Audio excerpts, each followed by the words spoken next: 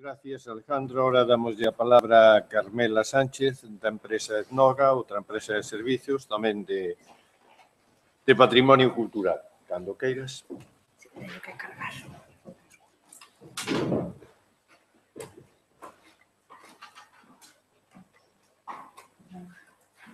Hacéis aplicaciones y todo vosotros, bueno, todo tipo de soluciones, ¿no? Pero aplicaciones también hacéis. Sí. Aquí no habéis hecho solo cosas de... Bueno, con el concurso trabajamos bastante juntos en la cultura gallega. Luego son de ámbito de lo más variado, no únicamente de lo que sea turismo y patrimonio, enseñamos desde Jitsu, PEX, PSA, Bueno, tenéis futuro entonces. bueno, no sé si tanto como eso.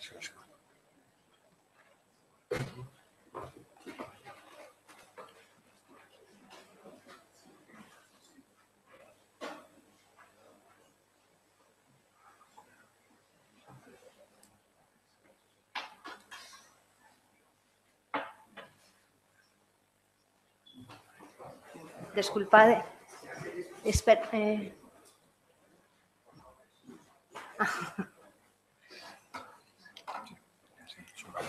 Ben. Seguimos aquí. Te cambio, José.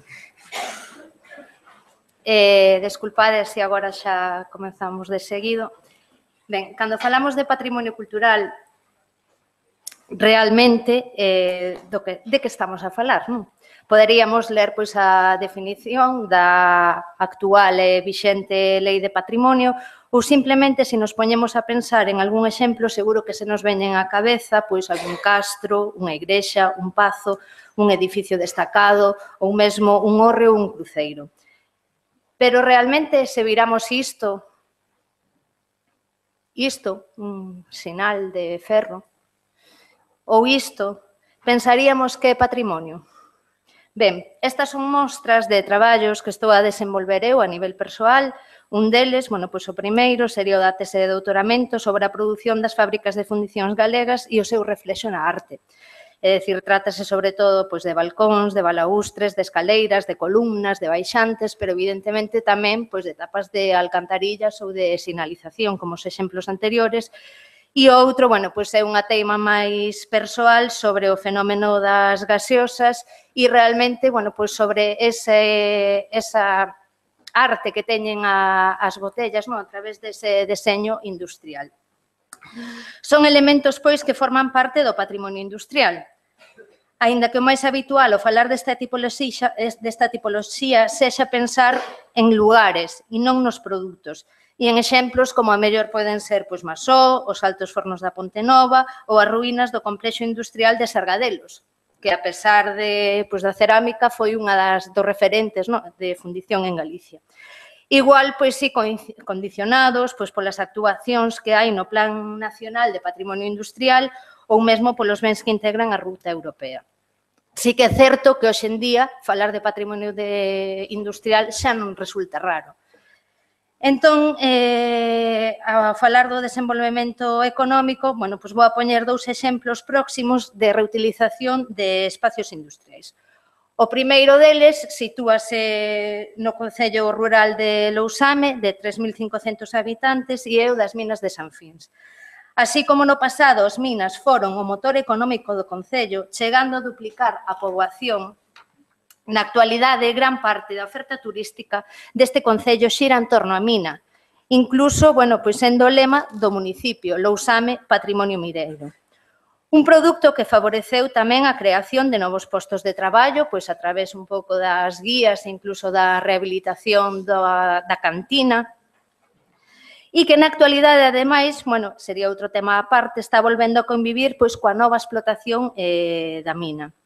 Sin embargo, pois é un concello que mira moito para este patrimonio cando ten outro patrimonio industrial totalmente, bueno, abandonado, ainda que hai unha ruta de senderismo que nos permite coñecer todas as fábricas de papel que tuvo un concello tan pequeno que chegou a ter ata 5 fábricas de papel. Entramos aquí noutro debate que sería, claro, a propiedade privada pois dos elementos. Esta, por exemplo, sería a fábrica de Fontán, E outra das fábricas, por exemplo, que tuvo Lousame é coñecida porque agora se sitúa aquí en Santiago, é a fábrica de Brandia, en Vidán. Realmente, incluso o topónimo é Brandia, aquí se coñece máis como Brandía, pero estaba situada no lugar de Brandia e tras arder, pois se veñen para Santiago, se instalan na antigua fábrica de gaseosas de Vidán e despois, bueno, montan a actual que está aí pegada á estrada de Noia. O segundo dos exemplos sería dunha iniciativa privada, pois na periferia de Santiago, precisamente ali en Vidán, onde se rehabilitaron como espazo de restauración e de lecer os antigos almacéns da ferretería Villaverde, conservando totalmente a esencia dese patrimonio industrial. Realmente agora, bueno, pues me quería centrar en dúas líneas de negocio nas que traballamos en Etnoga. Etnoga somos unha pequena empresa de xestión cultural formada por dúas historiadoras de arte e a primeira delas é a do patrimonio lúdico. É dicir, os xogos, os tradicións e os xoguetes tradicional. Neste ámbito, pues, realizamos traballos de investigación e de recollida de xogos. Neste caso, bueno, pues serían bolos da tipoloxía de pasabolos, como os do Courel, que son estes de aquí, que é un xogo, bueno, bastante bruto, acaban sangrando polos nudillos de tirar esa especie de bola alargada, e este, bueno, pues son unha tipoloxía, porque ainda que sexan birlos celtas, hai moitos máis, esta en concreto é de Soutomaior, do Val Sobral. E outras das tipoloxías das que estamos a investigar é o xogo da chave. Un xogo que admite múltiples variantes, esta, por exemplo, é a chave de Noia, aquí está en comparación pois, coa chave da Coruña, outra das que recollimos ao principio pois, é a chave de Vigo, esta é unha chave da Estrada que casualmente é moi similar a esta que recollía Ruth Matilda Anderson nesta foto de Corcubión. E estamos pois, coa investigación de outra tipoloxía da que non temos aínda o xeto físico. Hasta agora poderíamos decir que era a chave de Vila García, pero nos apareceu tamén algunha referencia en Cambados, co cual podemos falar casi da chave do Salnés, e así un pouco para facervos a idea, vos diría que é como a chincheta do mapa de Google Maps. Facemos, bueno, pues tamén actividades de formación, en este caso, bueno, foran cursos de formación para monitorado de tempo libre. Eu, como monitora, nos meus tempos máis mozos, realmente sí que había campamentos nos que é unha mágoa que non se aproveita nada o patrimonio das instalacións nas que se desenvolven os campamentos. E, bueno, esta era unha desas ideas tamén, porque non pode haber pois unha mesa de tenis de mesa e unha rá que poidan convivir pois xogos de hoxe e xogos de antes. Participación en congresos, como aquí o congreso que ten lugar en Ludaria, que participamos un pouco na organización, e sobre todo vedes, bueno, que realmente o que máis facemos, casi o 50%, é xornadas de difusión, ben sexa a través de programas de ocio nocturno, tanto pois, nos concellos de Coruña como Pontevedra, en campamentos non só para mocidades, sino tamén pois, para persoas maiores, como este de aquí, na residencia de Panxón, centros educativos, romarías, ou incluso un culturgal, ou encontros destacados como os de embarcacións tradicionais ou o encontro escolar que realiza a rede do xogo tradicional Brinquedia. Un patrimonio lúdico que realmente sí que se visibiliza nas coleccións de destacados museos, como pode ser a colección que ten o Museo do Pobo Galego ou o Mupega, en pequenos centros museísticos locais, pois seguro que calquera concello, pois en este caso poño de Artes de Ribeira, que ten unha colección así bastante destacada de xogo tradicional, ou mesmo no nacemento de novos museos como Melga, que acaba de nacer en Ponteceso, Museo Etnolúdico, hai escasamente 3 anos. Tamén desenvolvemento, bueno, pois a través desas ligas e campeonatos, a mellor a máis coñecida pode ser a Liga Nacional de Villarda, que se acaba convertindo tamén como unha pequena liga de fútbol, non? E acaba levando consigo tamén o desenvolvemento económico, igual que a creación de novos campos de xogos ou o programa Xogade da Secretaría Xeral para o Deporte da Xunta.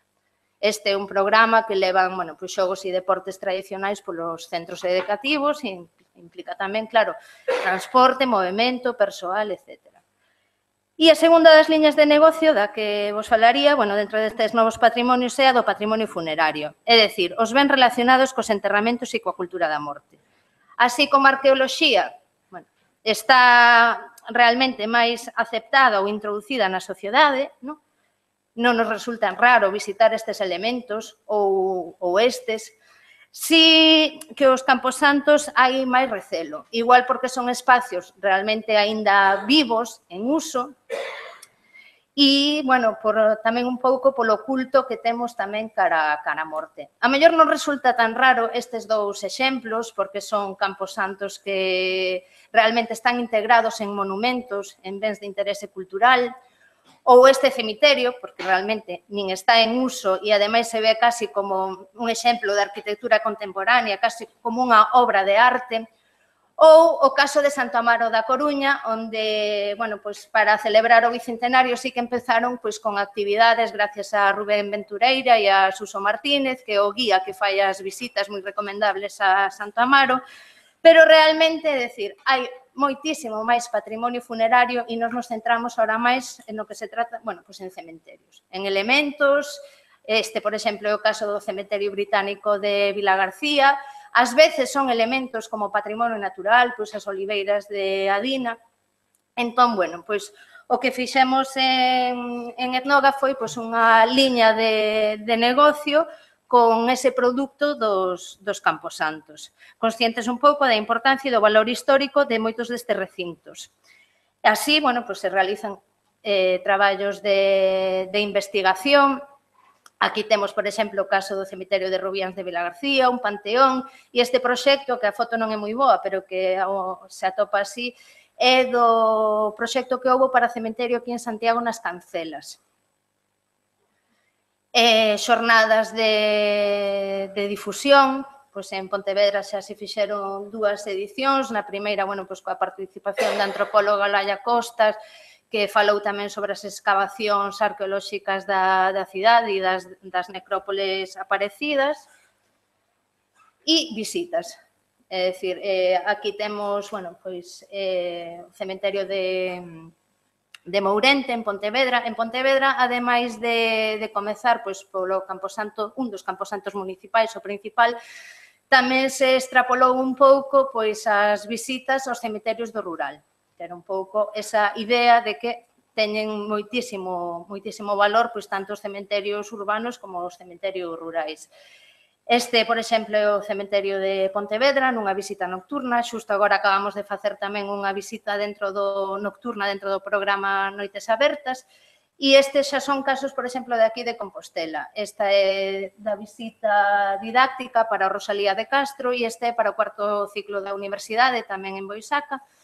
E esta, por exemplo, foi unha visita que se fixo no barrio de San Pedro durante as festas e o cementerio do Rosario, que é un gran descoñecido, pois igual que pode ser o San Francisco, porque son recintos privados e que están pechados. Materiais informativos, este foi un folleto, aquí, a mellor, Alejandro, o que pasa que xa para conseguir que fixeran este folleto xa foi moito.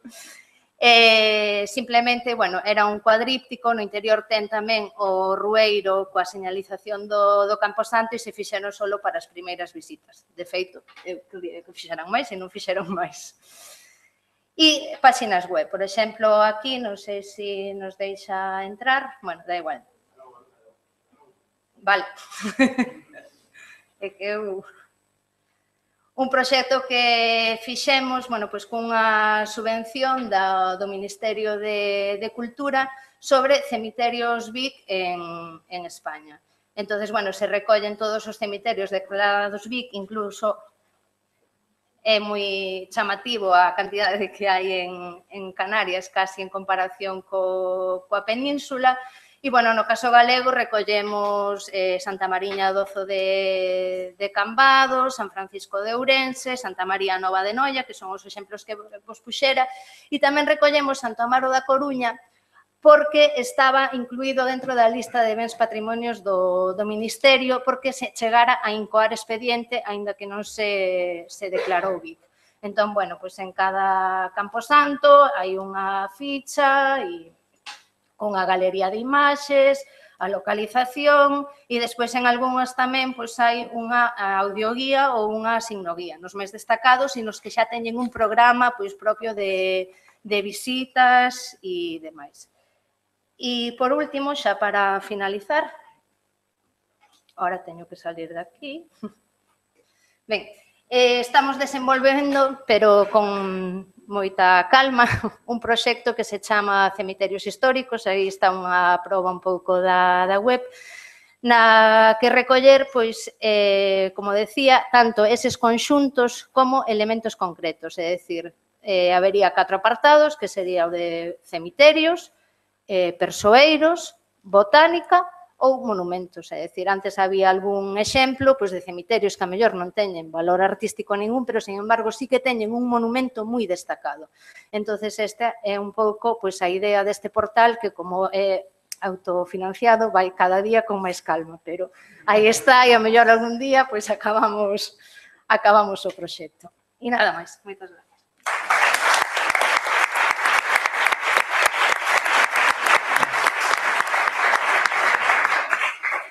Moi ben, moitas gracias a Carmela. Imos agora abrir un turno de intervencións alrededor do que aquí se comentou. Hai unha palabra pedida aquí.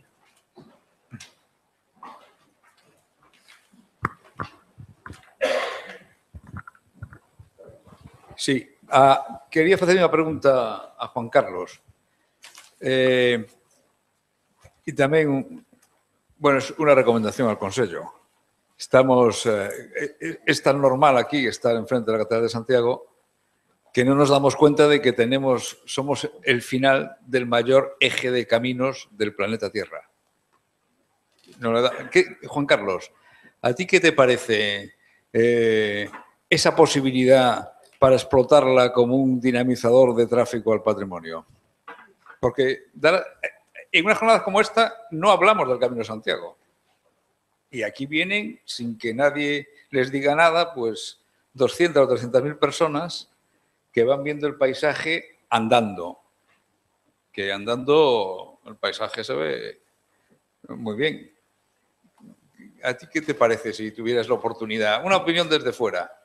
Aquí ya estamos tan acostumbrados.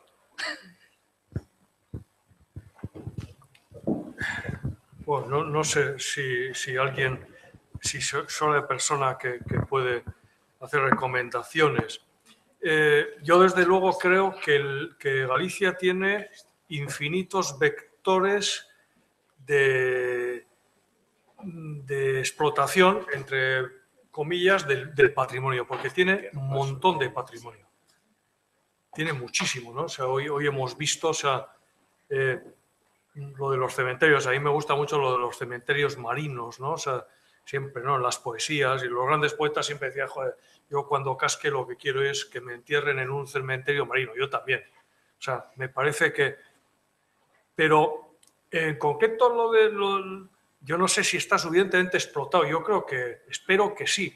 Pero a mí me parece una de las cosas más interesantes. Antes, en la reflexión, cuando decía, claro, a un político, yo, ¿qué le recomendaría? Entonces, ya han salido muchas cosas, ¿no? Uno, que las políticas estén relacionadas, o sea, que se hable primero cultura, porque en el texto, antes hemos comentado que en el texto de las jornadas la palabra cultura no está, porque, claro, es que cultura y patrimonio casi es sinónimo, o sea, porque empiezas a hablar de patrimonio, patrimonio cultural, patrimonio industrial, patrimonio arquitectónico, patrimonio artístico, patrimonio lingüístico, todo. Patrimonio y cultura para mí es idéntico, igual que comunicación. Uno es un aspecto dinámico, la comunicación. Bueno, entonces, a mí me parece que es...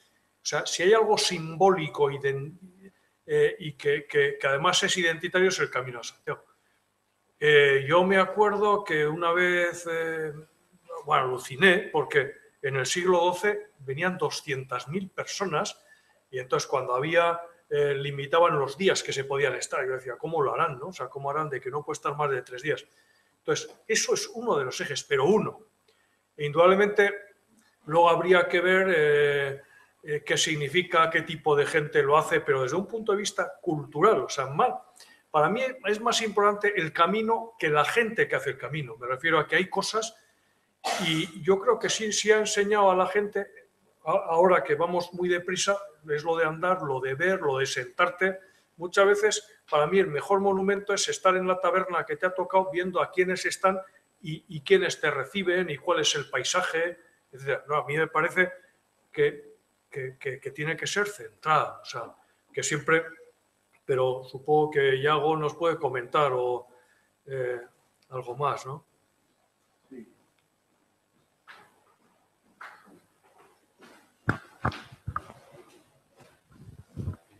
Sí é necesario comentarlo ante a suxerencia ou a chega que nos fai aquí este amigo, non?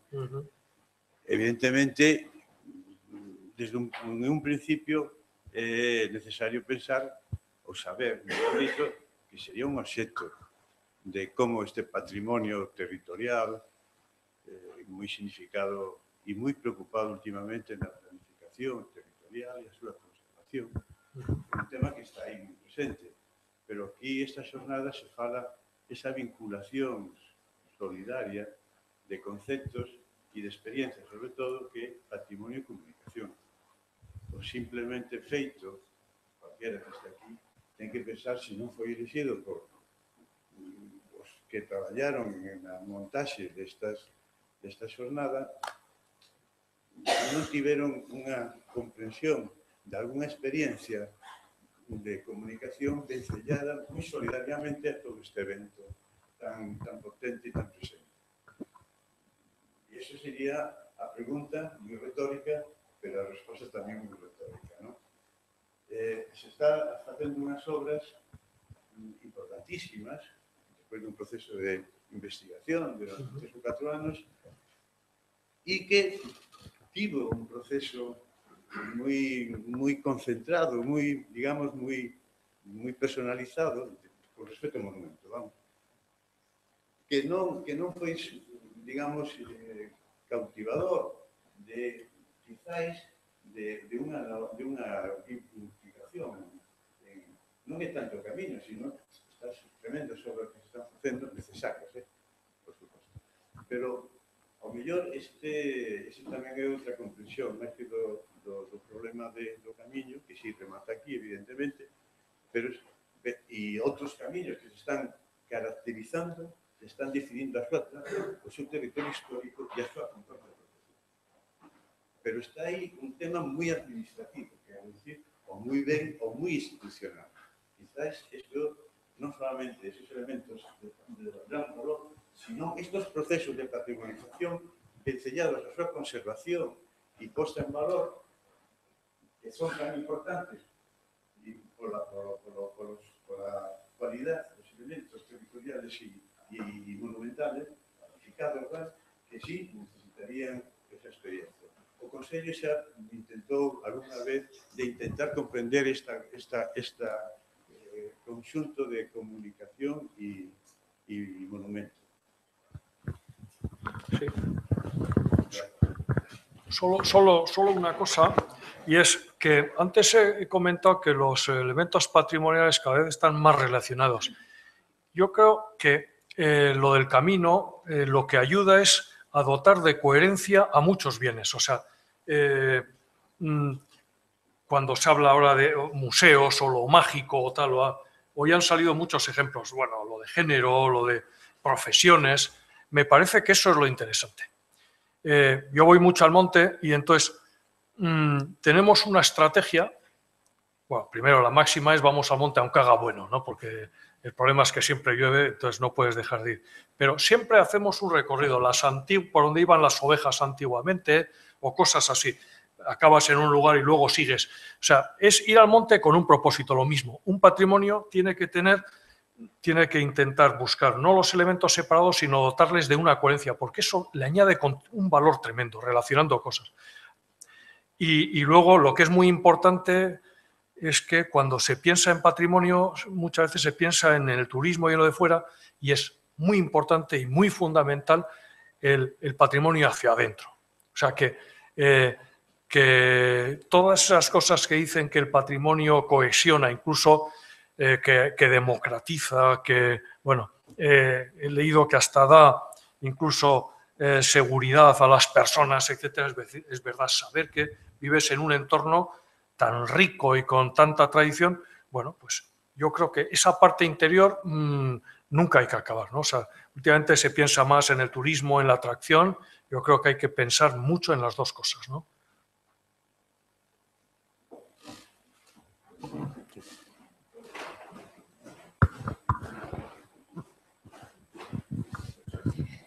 Hola.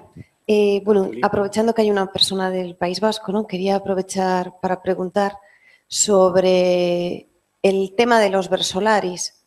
en el País Vasco. No sé tampoco si viene a cuento preguntarle a usted, ¿no?, en concreto de esto, pero quería saber, por un lado, cómo se trata eso desde las instituciones a nivel de protección y de dinamización, y después también desde la sociedad vasca, cómo se viven esos beneficios de ese patrimonio hacia adentro, ¿no?, que comentaba ahora un poco. Bueno, el aspecto administrativo desconozco. Tengo amigos que son grandes expertos. José García, que es uno de los que empezaron digamos, a promocionarlo en la televisión hace muchos años, y ahora es uno de los grandes, de los que más escribe. O sea, hay un apoyo importante. Hay montones de escuelas, muchas escuelas, se enseña en escuelas, en las icastolas, porque el versolarismo tiene múltiples vertientes o beneficios, digamos, ¿no? O sea, aparte de que ayuda a pasárselo bien, porque generalmente lo de los versos es siempre después hay que cenar, o sea, que la gente se suelte, une la gente que echa versos, pues se siente un poco como que conecta con lo antiguo, con lo más esencialmente vasco, aunque una de las cosas primeras que han hecho los que han investigado sobre versolarismo es que hay mucha tradición en muchos lugares, ¿no? En Cuba, no me acuerdo, o sea, los repentinistas, ¿cómo se llama? O sea, los que improvisan, los improvisadores, etcétera. El hecho de que haya un festival al que van muchísimas personas con las finales, con tal, o sea, es un fenómeno que se puede analizar desde todo punto de vista. Y entonces lo interesante es que y lo interesante y lo triste es que solamente lo puede vivir gente de dentro, porque, claro, lo interesante de los versos es entenderlos. Mi nivel de euskera no es suficiente como para disfrutar al 100%, pero bueno, es así, ¿no? Porque es que, claro, hay que andar con las cosas muy sutiles, como los buenos chistes siempre son muy sutiles, o sea, no son esas cosas tal, sino, joder, fíjate cómo ha utilizado la palabra tal o cual. No, es una de las instituciones hacia adentro y que ahora ya es muy popular, porque antes era sobre todo en Guipúzcoa, que es donde más es que se habla, y entonces apoyo ahí a todos los niveles, empieza a haber. Pero también hay mucha iniciativa privada, o sea, todas las personas que luchan o que promueven el euskera se meten en ese tipo de cosas porque es uno de los mecanismos, ¿no? O sea, pero es lo de dentro.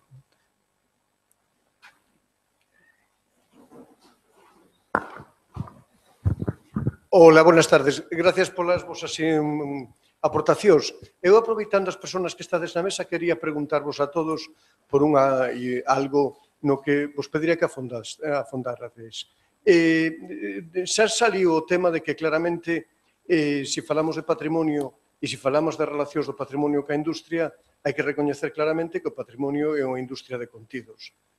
Está vencellada aos contidos e pode precisamente xerar contidos. E creo que isto pode ser unha perspectiva moi interesante para orientar non só alternativas de negocio de actividade futura, sino para vertebrar e articular estas alternativas, incluindo, de novo, a incorporación dos técnicos axeitados para poder traballar cos contidos, o que nos leva ao perfil desta xornada. Entón, vos pediría que afondarades un poquinho máis nesta idea de patrimonio como nicho precisamente para desenvolver industrias culturais que concretamente están moi vencelladas ás industrias de contidos.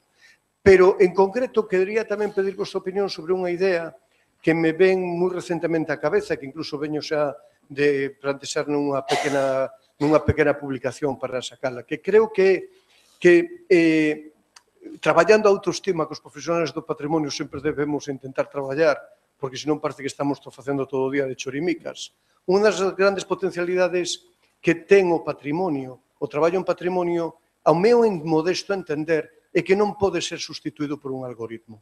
Algo que, sin embargo, está a pasar por un algoritmo ou por unha máquina, deixareme decir, por un robot automático. Algo que precisamente o que está motivando as grandes transformacións do mundo do traballo na sociedade do coñecemento e na sociedade digital. Pero eu non acho como poderían algoritmos ou máquinas sustituir o traballo dos profesionales do patrimonio. Creo que isto é unha tremenda fortaleza na que debemos de afondar para o futuro. Pero me gustaría saber, dado o vosso campo de experiencia, cal é a vosa experiencia neste, o vosso punto de vista sobre estes dous temas. Gracias. Ben, non sei, no tema dos contidos, por exemplo, máis que eu creo que a nosa experiencia, que sí que xeramos contidos, eu creo que desde o noso punto de vista nos damos conta de realmente eses contidos que se xeneran e donde non hai eses profesionais detrás. É dicir, eso se nota moito en moitas webs turísticas e en moitas, sobre todo eso, en portais de internet, onde te das conta que faltan profesionais detrás. Non sei se... Eu no sentido da industria cultural como xeradora de contido e con ela tamén como xeradora de opcións e de nichos de negocio, casi vou a referirme novamente a cifra que comentaba Juan Carlos, non? De canto costaría pois facer esa digitalización e basicamente eso cantos postos de traballo pode xerar. E a verdade é que cando, nos falamos dende unha perspectiva na que prácticamente somos intermediarios da información, a nos chega noso contido, normalmente non o producimos e o que tentamos é transmitilo mediante as ferramentas informáticas que desenvolvemos. Pero aí a verdade é que tamén a tecnoloxía novamente o que está xogando é a favor dos creadores de contido en canto a que se están abrindo novas portas, novos formatos nos que toda esa información pode ser recollida e pode ser almacenada. Quizáis o primeiro que nos ven á cabeza cando estamos falando de digitalizar contido, pois prácticamente é un escribano que o que está facendo é pasando un ordenador todos os datos alfanuméricos. Sin embargo, vemos, tanto polas experiencias que contaba Carmela, como despois tamén por novas tecnoloxías que están xurdindo, a fotogrametría é un excelente exemplo, non? Que aí nos amosa que realmente hai un nicho de negocio moi importante e que toda a información que se vai a almacenar con todas esas novas técnicas, pois o que van a facer despois é a contribuir a enriquecer a experiencia do usuario final. La pregunta que me gustaría saber, o a mí también, porque precisamente esa es la clave. Yo creo que hay que reflexionar mucho más en esta época. Al principio empezó diciendo que vivimos en una economía de todo. Alguien dice, no, economía del conocimiento. Yo he dicho economía del patrimonio o sociedad del patrimonio, economía de las industrias culturales, economía de las industrias creativas. Realmente se nombran mucho las cosas, las industrias creativas, ¿no? Más amplio que las culturales, pero realmente no hay interacción entre ellas. Y se sigue pensando el patrimonio como algo separado, cuando realmente hay muchas. O sea, todo lo que se hace en las industrias culturales, prensa, radio, televisión, libro, cine, disco, al final hay cosas que dices, todo esto qué interesante cuando consultas el diario o una serie determinada por la radio o programas de televisión. Estoy hablando programas gallegos, por ejemplo, ¿no? O libros, ¿no? Libros que se hacen no en gallego, sino incluso también sobre cosas gallegas, el disco, el cine. Entonces, todo eso es patrimonio. Por eso, la primera idea. Entonces, ¿cómo explotarlo? Pues yo creo que hay que elegir algunos atractores. Puede ser el Guggenheim en Bilbao, ¿no? Aquí hay muchos, tenéis muchos, ¿no? O sea, es desde pues, monumentos o luego la visita de Castros o la visita o la ruta, yo que sé, incluso hasta el vino. Pero entonces, todo eso hay que repensar, elegir uno porque antes cuando hablo de que es un bien sistema atrae a los demás. La gente que va a ver el Guggenheim luego va a gastar el dinero en otras cosas, ¿no? Va a comer, va a dormir, va a ir a otros museos, etc. El turismo ya no tiene esa connotación negativa que tenía antes de el turismo, claro, porque se pensaba en un turismo, pues eso, ¿no? Pues como en en algunos pueblos de Málaga o esto, pero el turismo bueno, pues es uno de los mecanismos realmente de comunicación con otros. El turismo hay que verlo como un intercambio, o sea, como un intercambio. Entonces, sobre los contenidos, es que todo es contenido, o sea, y lo que es importante, y creo que se marcaría la etapa nueva, es que lo importante no son los contenidos en sí, sino el contexto. O sea, algo que ayude a entender las cosas, eso es lo que añade valor. Yo esta mañana he visto bastantes ejemplos, ¿no? Cuando era lo de haz tuya Compostela, me parece que es eso, ¿no? Que eso es lo del contexto, esos son el tipo de cosas que hay que dar. Hay que enseñarle a la gente qué es lo que ve, o sea, ve ahí un edificio de Guggenheim, pero ¿por qué eso es interesante? Porque eso es un desafío ingenieril, arquitectónico, etcétera. Y cuando vea ese tipo de cosas va a aprender a amar el patrimonio, el suyo y el de los otros.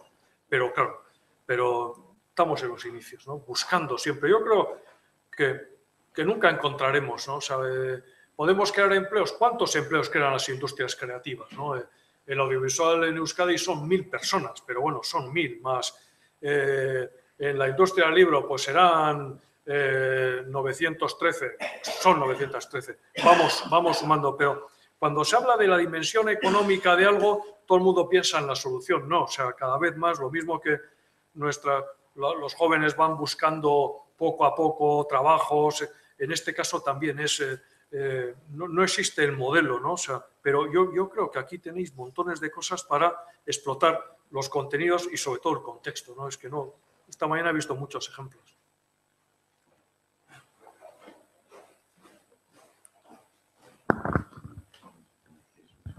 Hola, buenos días. Eu veño dun ámbito rural, a Ribeira Sacra, entonces, evidentemente, pues, bueno, difire moito desto que estades falando agora, pero eu simplemente quería vos pedir dúas reflexións. Unha, sobre se non corremos o risco moitas veces de facer un exceso de oferta informativa sobre un determinado territorio, co risco de que ese territorio, neste caso, por exemplo, a Ribeira Sacra, se está reivindicando como patrimonio da humanidade, e eu digo que o que estamos ahora mismo camiño de un patrimonio sen humanidade. É dicir, nos preocupan moitas veces máis as pedras, os territorios, a paisaxe e a visión que o que ven de fora poda ter de ese territorio, que neste caso, ese territorio é un territorio donde é o que é pola humanidade que había ali. E estamos en un descenso de poboación espectacular, ¿no? Entón, nos podemos atopar coa situación de que facemos moita publicidade, facemos moita comunicación sobre un determinado territorio, pero non houve intervencións previas coa poboación dali. Esa é a primeira reflexión que vos quería pedir. E a segunda é tamén un pouco o que falabades de esa comunicación cara adentro, ¿no? É dicir, eu entendo a comunicación como coñecemento, como intercambio, como diálogo, ¿no? E unha das cousas que se está vendo é que en moitas partes, non solamente ali na Ribeira Sacra, en outros moitos sitios, a propia poboación é descoñecedora do seu propio patrimonio. E realmente as políticas que ahora mesmo se están facendo non fan incidencia ninguna en ese tipo de comunicación hacia adentro, non? En ese tipo de recuperar a autoestima. Eu vivo a 1 kilómetro de unha casa que ten a cabeza do guerreiro celta máis grande do sur de Europa. O 100% dos mestres do meu concello descoñecen que esa cabeza do guerreiro está ali. Os nenos descoñecen esa realidade. Entonces, bueno, creo que temos que repartir un pouco responsabilidades e non sei que vos parece estas dúas líneas de reflexión. Ben, eu creo que xa ha comezado con isto último que plantexas, me parece moi interesante. Nos, en algúns dos proxectos que levamos a cabo, e, por exemplo, pois, o caso dos Camposantos, o primeiro que queremos, ou que pretendemos e que estamos facendo, é achegar ese patrimonio a cidadanía. É dicir, eu antes de abrir Boisaca pois, a grupos de turistas alemáns, franceses ou de Madrid, para min o básico é que a xente que ten ali xente enterrada, a xente de Santiago ou todos os que estamos aquí, que temos un achegamento pois a cidade, pois iso, abrir a cidadanía primeiramente. E, claro, igual que pasa pois, co patrimonio funerario, que pasa co resto, é lóxico. E que para min é básico, que non sei se viña ahora a conto ou se sigo. Vale. E despois, claro, o problema da divulgación, é dicir, falo como un problema, realmente sí que é un problema de divulgación porque ten un perigo. O perigo da falta de control, como dis da Ribeira Sacra, e aí, claro, que se necesitan estudios previos e outra cousa básica, enlazando co primeiro, claro, contar coa poboación e contar coa cidadanía. Pero, claro, é dicir, a divulgación é moi bonito falar de divulgación, pero que despois, claro, tamén trae a súa problemática se as cousas non se estudan ben. En breve, por favor, porque hai outras palabras e pídolles a todos que señan moi breves porque estamos xa fora de tempo.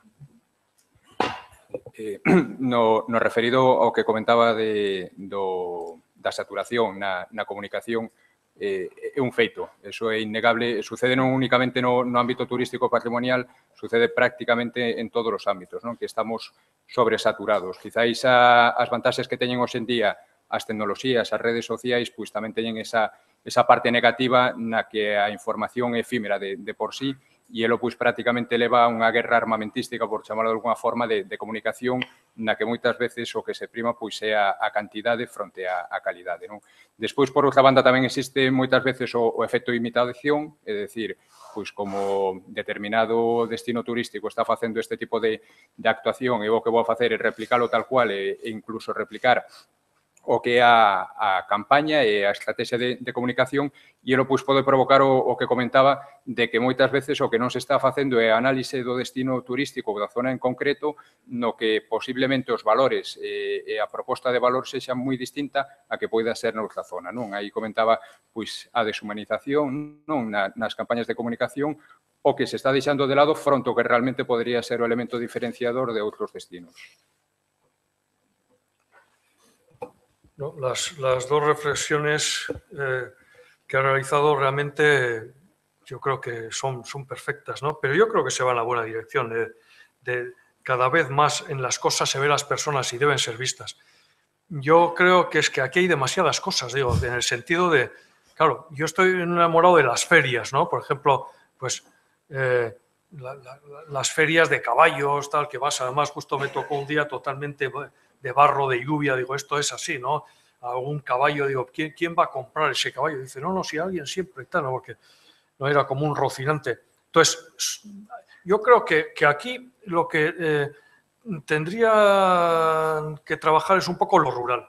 Es como cuando se habla de Francia, todo el mundo va a París y todo, o aquí todo el mundo va a Madrid, Barcelona y luego empiezan, bueno, por supuesto Compostela, pero la parte de dentro yo creo que es lo que hay que trabajar y yo creo que hay mucha gente que puede atraer. Solo que lo que no va a ser es un público masivo, ¿no? De repente que llegan 45 millones a un pueblo. No, pero yo creo que ese patrimonio no solamente para conservarlo, yo creo que hay que promocionar, ¿no? El turismo rural. Cuando digo turismo rural es visitas temáticas, buscando, y hay muchas temáticas, puede ser para conectar eso, castros, pueden ser cementerios, monumentos, yo creo que esa es la clave. Bueno, bo día.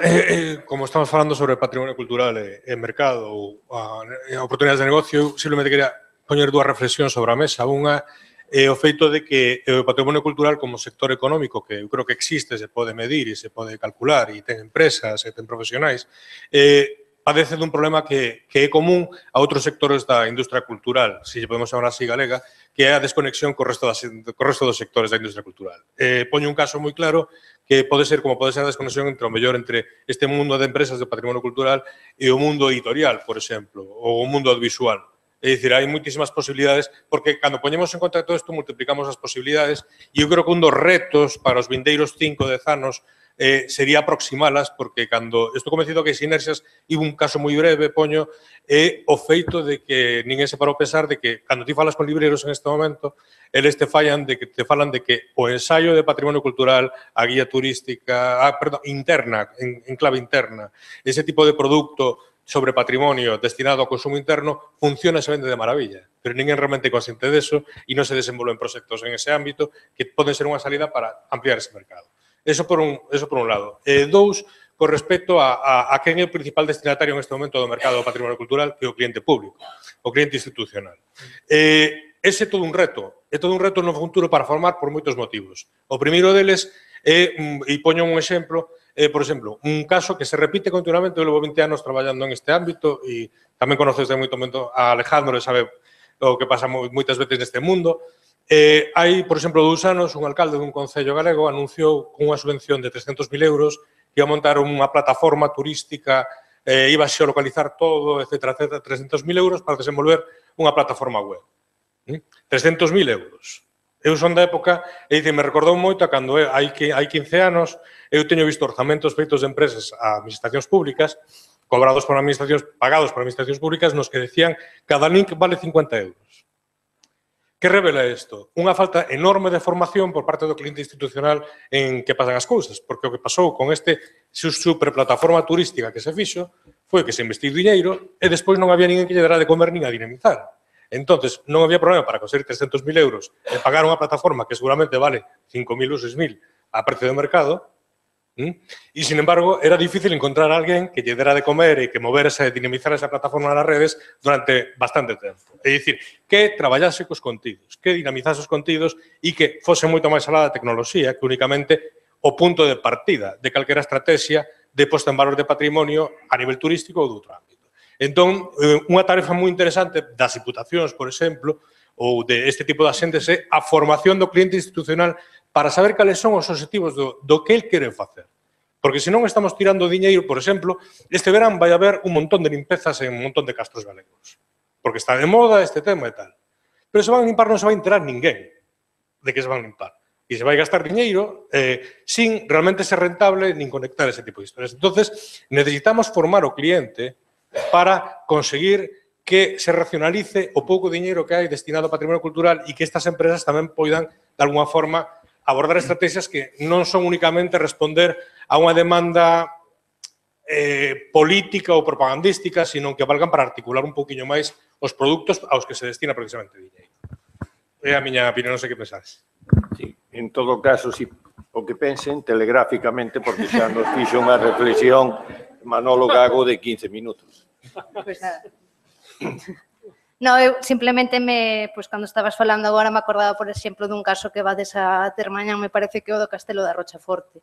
Despois de toda a inversión que houbo, despois da páxina web e da publicación que se fixo, despois deso, eu cando cheguei ali, os fentos chegaban a unha altura que non se veían os paneles interpretativos e a día de hoxe o Castelo da Rochaforte non ten sinalización para chegar. Eu coincido plenamente coa reflexión que faz na segunda parte da túa intervención sobre os proxectos que se abordan. Efectivamente, hai elementos que creo que destacaba na presentación, o descoñecemento por parte do cliente do que se está mercando, os contidos, é dicir, non é únicamente o continente, sino o contido, e iso hai que alimentarlo periódicamente para que siga traendo ese de interese para que os usuarios sigan consultando e facendo uso do que son as ferramentas e, finalmente, que todo isto ten que estar, como decías, marcado nunha estrategia. Non pode ser un elemento no que soltas aí e esperas que por sí mesmo xa xere visitas, negocio, etc.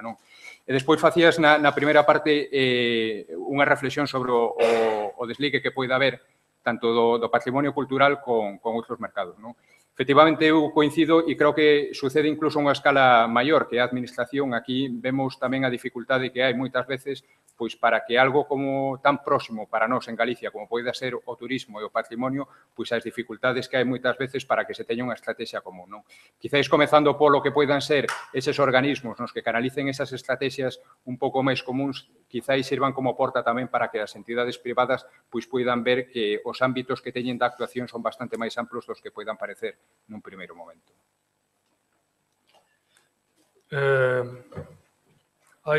Hay un filósofo, Paul Virilio, que dice que cuando se inventa algo, se inventa el problema.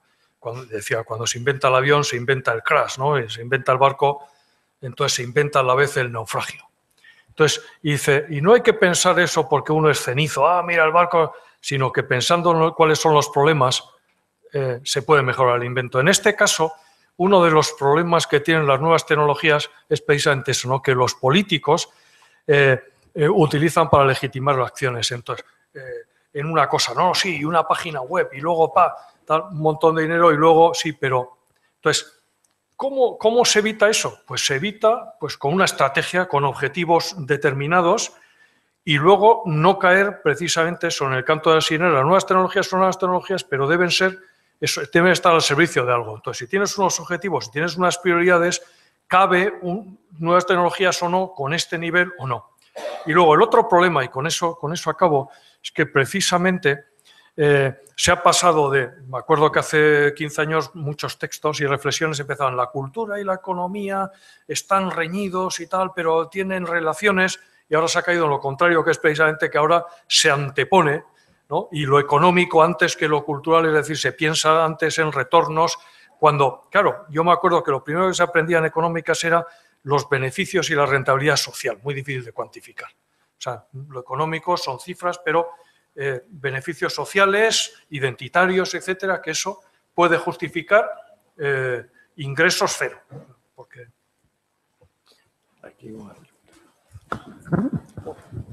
Gracias.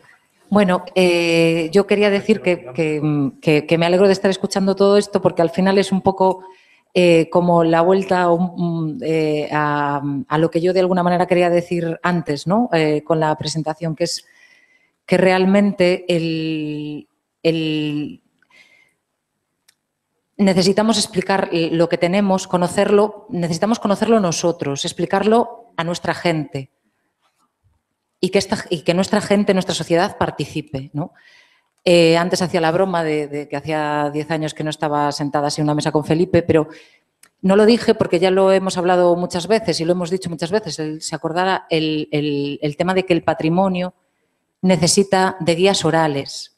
Entonces, por eso, cuando yo empecé mi intervención dije, creo que es necesario reflexionar para planificar, pensar qué es lo que queremos hacer y en qué queremos invertir nuestro dinero.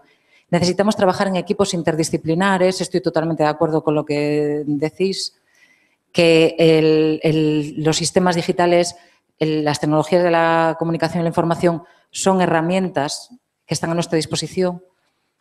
Y quería preguntaros ya al hilo de todo lo que hemos así hablado esta mañana y lo que estáis comentando. Hubo dos cosas que me llamaron mucho la atención. Por ejemplo, en relación al proyecto de los cementerios. ¿Quién decide? ¿Vosotras sois las que decidís que es un elemento u otro el que es patrimonializable? Quiero decir que ahí entramos también en otras de las cosas, ¿no? De las distintas caras de lo que es el definir el concepto de lo que es patrimonio. ¿Quién lo decide? Porque nosotros también formamos parte, como personas que trabajamos y profesionales que trabajamos en el patrimonio, decidimos también y ponemos a disposición pública un patrimonio y no otro, ¿no? Y después, por otra parte, ¿qué opinión os merece y qué pensáis en relación a todo el tema audiovisual, que habrá proyectos en estas jornadas que también lo trabajen y gente que además sabe mucho, pero ¿qué consideración tenéis respecto al el trasladar o comunicar el patrimonio a través de los audiovisuales, digamos, ¿no?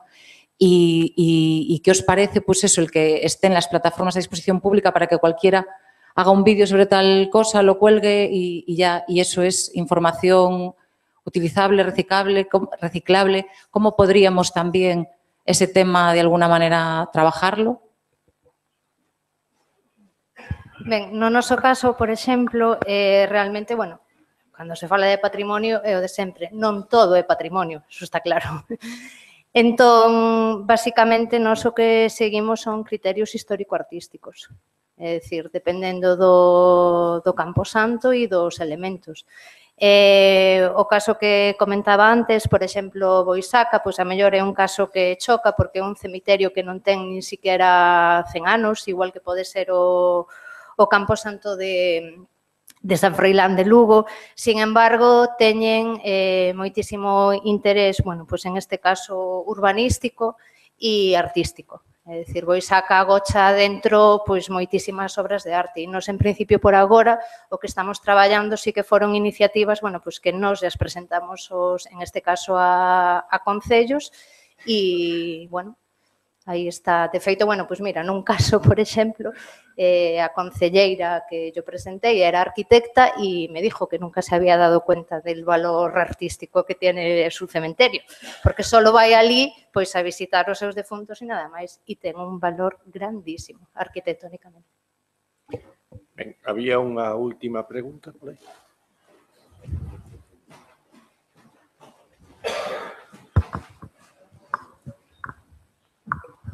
Bueno, moitas gracias. Como este é un lugar de encontro de distintas culturas profesionais alrededor da cultura, se me permitides dúas aportacións, non? A primeira ten que ver, cando falabas da importancia das apps e un pouco contrapuñas con o papel, non? Con o díptico, tríptico e demais, desde a educación e desde a psicología sabemos que calquera experiencia precisa ser materializada. Te poño un exemplo, porque as festas religiosas acaban sendo festas e é por a necesidade de materializar algo espiritual, non? Para mí un éxito, por exemplo, da compostelana é que é algo que ti tes material e que vas sellando en cada unha das etapas do camiño. Si ti eso convirtes en unha app, deixa de ter valor, ¿sí? Así que un díptico moitas veces é suficiente como para materializar unha experiencia maravillosa de visitar a un lugar ou non sei que. Entón, bueno, solo defender que existan distintos soportes porque teñen funcións diferentes, digamos, non? E, ademais, con esos soportes o que faz é que evitas moitas veces o tema do espolio. Cando ti visitas un lugar, moitas veces o espolias porque necesitas materializar a experiencia e te levas un trocito de eso que representa para ti a experiencia que acabas de vivir. Cando ti fas un souvenir, o que estás colaborando é a que non se expolie porque ti facilitas ese recordo de forma material que, etc. Non sigo por aí, pero simplemente para que quede. E despois, unha recomendación sobre o diseño das apps que a lo mellor compartes, a lo mellor non, non? As apps, bueno, primeiro, eu escapo así moito a linguaxe así comercial que ti utilizas moito e, sin embargo, recoñezo que me aportaches moitas cousas e entón te felicito, ¿no?, por a aportación de hoxe. Respecto ás apps, ti falabas que das resposta ao que te pide o cliente, ¿no? E falabas así, además de cliente. Claro, pero ti non fas unha app para un cliente, fas unha app para min, que vou a ser a usuaria dese cliente, ¿no? E mentras que no mundo digital xa se está falando 2.0, 3.0, 4.0, os diseñadores da app seguides no 1.0, porque non pensades en nós e o que aportamos nós e a capacidade que temos de aportar e a necesidade que temos de aportar. Entón, podéis falar. Bueno, en primeiro lugar, eu coincido contigo na primeira reflexión no sentido de que nos, Carmela amosaba un díptico, nós tamén facemos dípticos e trípticos. Quizáis aquí, por unha banda, o que tentábamos decir é que o contido, lóxicamente, se o temos en soporte digital, vai nos servir pois dunha maneira moitísimo máis doada para o díptico que veña mañá ter que facelo, dunha forma moi sinxela, e despois, por outra banda, o que temos que ter moi claro tamén é ese público obxectivo, é dicir, non son experiencias excluintes nin produtos que para nada fan que un non poida convivir co outro. Quizáis aquí o que hai que ver, por unha banda, é o público obxectivo, se o que estamos falando pois é de unha promoción, de un díptico, de unha información destinada a un sector de poboación maior, seguramente aí teña máis relevancia o papel. Quizáis aquí o que tentaba eu poñer en sacar a luz esa sobreexposición que hai moitas veces a toda a información en papel e o pouco uso ou mal uso que lle dan os usuarios fronte a outras alternativas que ao final van a redundar en perxuízo de quen está aportando esa información en termos de gastos, en termos de información que non poidan reciclar, etc. E sobre a segunda das túas reflexións, efectivamente, o que pasa é que nos aquí temos un papel moitas veces comprometido entre o que poida ser a nosa aportación como empresa especializada no desenvolvemento de aplicacións móviles fronte á visión que poida ter o cliente. Nos, dende logo, o que facemos ante todo, somos usuarios tamén de moitísimas outras aplicacións e sabemos ou queremos saber que é o que gusta e o que non gusta aos usuarios.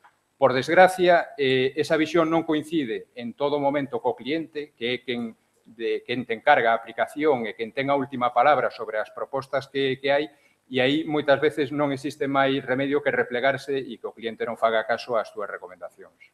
Pero efectivamente coincido en que moitas veces hai desenvolvementos informáticos, non por ceñilo únicamente ás aplicacións, desenvolvementos tecnolóxicos que pois teñen en moi pouca consideración a quen vai a ser ese usuario final.